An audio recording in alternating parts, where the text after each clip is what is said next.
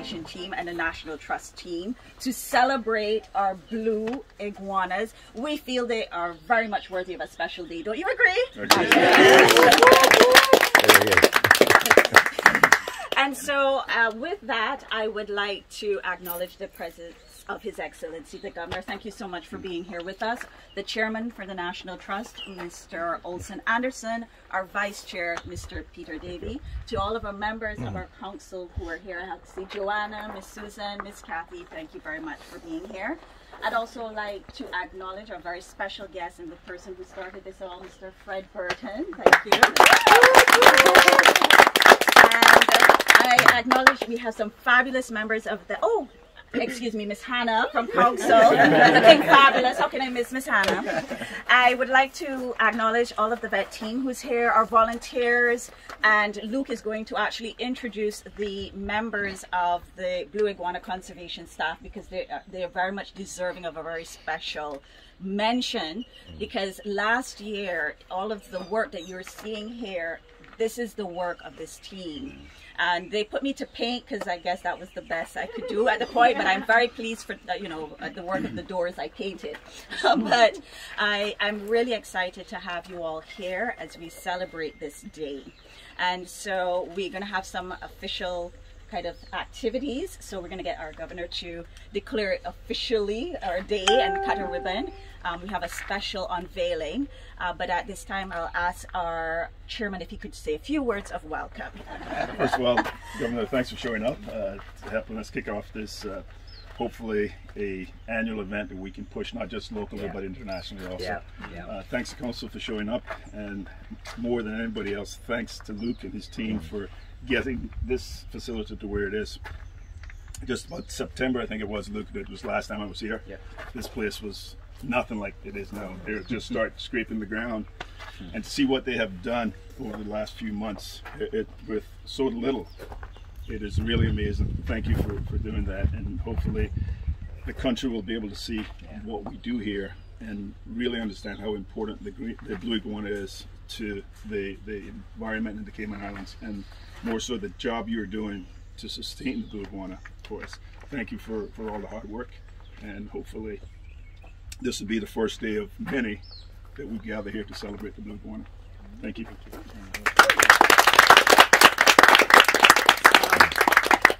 We actually, sir, to that point, we were excited to see a post all the way from New Zealand.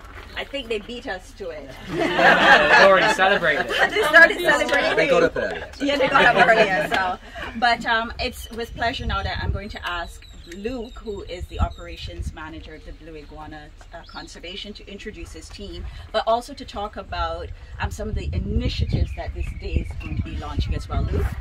Yeah, thank you very much. So most of you know me, of course, but yeah, I have the real honour, to be honest, of being conservation programs manager here at Blue Iguana, the operation manager of the facility and the program. Blue iguanas are special animals. No one in this group needs telling that, but their story of conservation really is one of optimism and a remarkable journey. Blue iguana conservation, or blue iguana recovery as it's formerly known, has been a leader in the conservation field of reptiles for over 30 years now, started by Fred, and I'm very proud of my team and this event in the last few years, I think, for helping bring us back to the top and keep us there so that we continue to be a leader, a project that people look towards in the West Indies to really make a difference in conservation. Before I just give an update on initiatives, I'd like to introduce my team. So Perry, who's raised his hand, this is Perry Smaldon, he's one of our iguana wardens. The team do a miraculous job here looking after all the iguanas every day, and like I say, they really did develop and build this facility. My assistant manager Joe, who helped, he's also head of maintenance, so he was really instrumental in making sure that this building works happened on budget, on time, and his design ideas. So this place wouldn't look like this without him.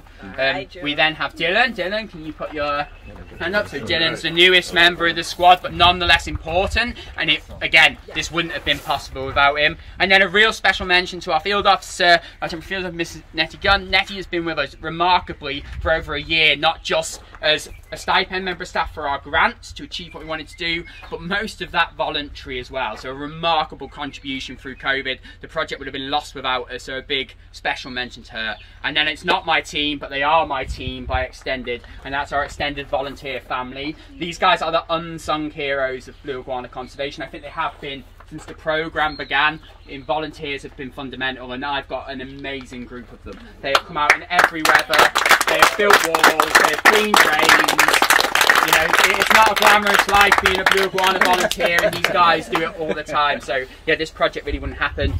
I know that they were here mentioned and some of them aren't, but I couldn't do any of this, and we wouldn't be able to without the National Trust Council, without our members, without the rest of the National Trust team. You know, it's not a standalone job. We come up with these ideas and it takes a whole team to make that happen. We have a wonderful steering group and lots of partners, and no one's here from it, but the Botanic Park are wonderful partners, the DOE are wonderful partners, and then a special mention, he's had one already and I won't embarrass him, but this project wouldn't have been anything and wouldn't still be anything if it wasn't for the support and dedication Fred gives to it and answering my calls at any hours about Blue Iguana. So thank you very much from us. Blue Iguana Day is really important. It's important to get the iguanas. I've been told I can't talk about them 365 days a year. It's not possible. Other things have to have some space. So instead we gave them their own day so I can talk about them. As part of that and the challenges, one of the things we've very excitedly worked on over the last 2 years is a new 5-year action plan. So a plan about how we can move forward. What do we currently know about blue iguanas? And looking forward 5 years, what do we need to do to meet the challenges that faces them and ensure that we're working towards that goal of a sustainable future. So we hope to launch that really soon, and we're all really proud of that work. It's got a lot of international contributions and all the expertise and knowledge we know about the species, so we're very excited for that. And coming out of that as well, we've got our Iguana Garden initiative, which we will be launching, which is to encourage local people. So finding enough food to feed our hungry mouths here at the facility is a challenge. So we're calling upon local people, schools, businesses, local community to help us grow and collect iguana food. So some really exciting things that are going on in the background to help move this project forward and into the 21st century the right way and keep it going and hopefully have a long and prosperous future for the programme. So thank you again for coming today and launching this event, and thank you all for being here.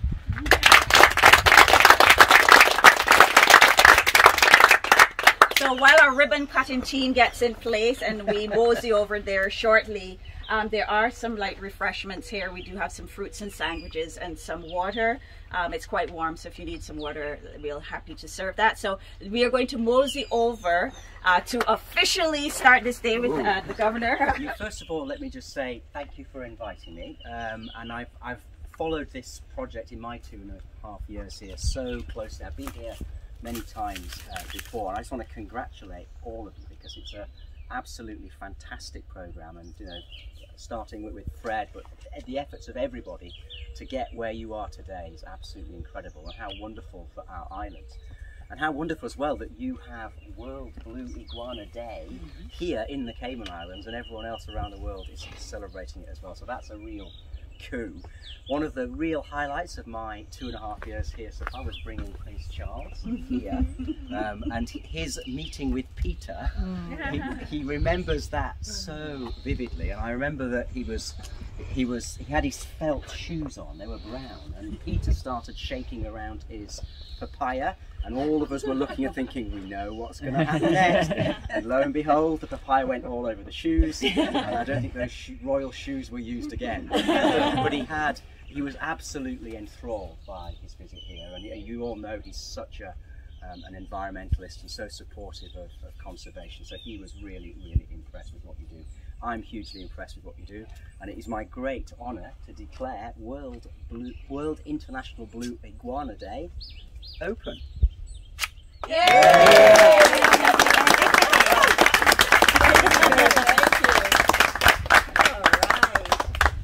And could we have Mr. Fred step forward? Now what? Come on. Yes. And Joe and Luke have something very special to honor Mr. Fred Burton for starting the program, but his continued love and work. So Luke? Yeah, I don't want to embarrass Fred too much because I've already done it enough and he didn't know. But yeah, I feel that Fred needs no introduction for what he's done for blue iguana conservation and setting this all up. Even when people told him not to bother, it was too far gone. We try to recognise Fred all the time, we talk about him all the time, but I don't think it's right that anybody visits this facility and doesn't understand who set this up and who is pivotal still to this day for conserving the blue iguana. So Joe, if you would. Thank you very much, Fred, and I hope that you appreciate being recognised for everyone to see.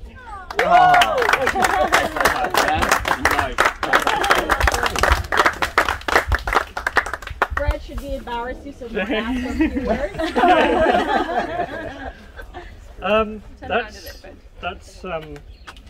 That's truly kind of you, Luke, and anybody else who had anything to do with this. It was a very, very, very long time ago that I first met the Blue Iguana, and the first decade of the effort was a life-changing experience for me. It involved so many people, but I was always anxious that there was a sense that really it was all pivoting a little bit on too few people. And although we were always closely affiliated with the National Trust and the Department of Environment, it was always the sense that it was a fragile institutional situation, and that because I wasn't being paid, I was doing it as a volunteer, and there was no conceivable way that anybody could see that they could pay somebody to run this program. And if I was to get run over a bus, then there'd be this sort of like, now what situation. So I felt increasingly as time went on, we needed to institutionalize this thing. Now to see the National Trust fully behind a staff of 5 people running this facility, working in the field, in the Salina Reserve, in the Colliers Wilderness Reserve, doing all of the stuff that needs to be done for these blue iguanas, makes me so happy. Luke and his team are doing an amazing job. I couldn't be happier with that. And the blue iguanas, let's not make any mistake, we got them from next to nothing to about 1,000 in the wild. We bought them time. We didn't save them. The problems are still there. The same problems that nearly drove them to extinction are still operating, and are operating worse by far now than they were, 10, 20 years ago. We have issues that really strike to the sustainability of these iguanas in the wild. There's an enormous amount of work that still needs to be done. So please keep supporting the Blue Iguana conservation team. They are needed. They're doing outstanding work. I'm very proud of them. I'm very happy about what's happening here, and thank you so much for doing it.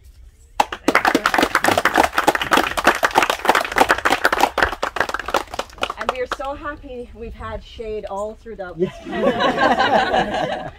So now you can mingle. The team are here if you want to have a quick guided tour, if you want to see Peter and Iggy and some of our famous iguanas, or if you just want to grab a snack. But thank you all for being here. To our chair, thank you again, and all of our members of council, thank you so much for being here. And that's it. It's a wrap.